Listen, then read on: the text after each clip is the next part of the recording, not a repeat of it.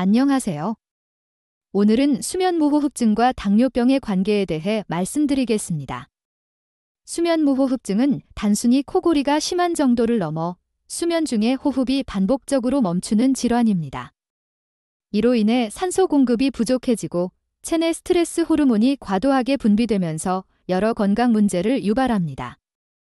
특히 당뇨병과 밀접하게 연관되어 있다는 점에서 주의가 필요합니다. 수면무호흡증이 있으면 왜 당뇨병 위험이 높아질까요? 호흡이 멈추는 동안 체내 산소가 부족해지면 몸은 이를 극복하려고 혈압을 올리고 스트레스 호르몬을 분비합니다. 이 과정이 반복되면 인슐린 저항성이 높아지고 혈당 조절 능력이 떨어져 당뇨병 위험이 크게 증가합니다. 연구에 따르면 수면무호흡증이 있는 사람은 그렇지 않은 사람에 비해 2형 당뇨병에 걸릴 확률이 훨씬 높습니다.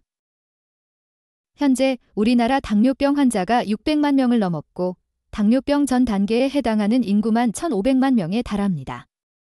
이는 국민 5명 중 2명이 당뇨병 위험에 노출되어 있다는 뜻입니다. 게다가 당뇨병을 제대로 관리하지 못하면 뇌졸중, 협심증, 신부전 같은 치명적인 합병증으로 이어질 수 있습니다. 그렇다면 우리는 이 문제를 어떻게 예방하고 관리해야 할까요? 첫째, 체중 관리를 철저히 해야 합니다. 과체중은 수면무호흡증과 당뇨병 모두의 주요 원인으로 작용합니다. 규칙적인 운동과 건강한 식단을 통해 체중을 줄이는 것이 필수적입니다. 둘째, 충분한 수면을 위한 환경을 조성해야 합니다. 자기 전 음주와 흡연을 피하고 방을 어둡고 조용하게 만들어 숙면을 유도하는 것이 중요합니다. 또한 성인은 하루 7, 8시간의 적정 수면 시간을 유지하는 것이 좋습니다. 수면 시간이 지나치게 짧거나 길면 생체 리듬이 깨지고 건강에 부정적인 영향을 미칠 수 있으므로 규칙적인 수면 패턴을 유지하는 데 신경 써야 합니다. 셋째, 심한 코골이와 수면무호흡증이 의심된다면 반드시 수면다원 검사를 통해 정확한 진단을 받고 치료를 받아야 합니다. 치료 방법으로는 양압기 치료가 대표적으로 사용됩니다. 양압기는 수면 중 기도로 공기를 밀어 넣어 기도가 좁아지거나 막히는 것을 방지하고 산소 공급을 원활하게 만들어 숙면을 도와줍니다.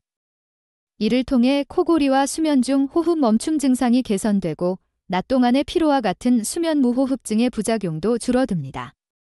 수면무호흡증 진단을 위해 시행하는 수면다원 검사는 건강보험 적용이 가능하며 검사 결과 중등도 이상의 수면무호흡증으로 진단되면 양압기 임대 비용에도 건강보험 혜택이 적용됩니다.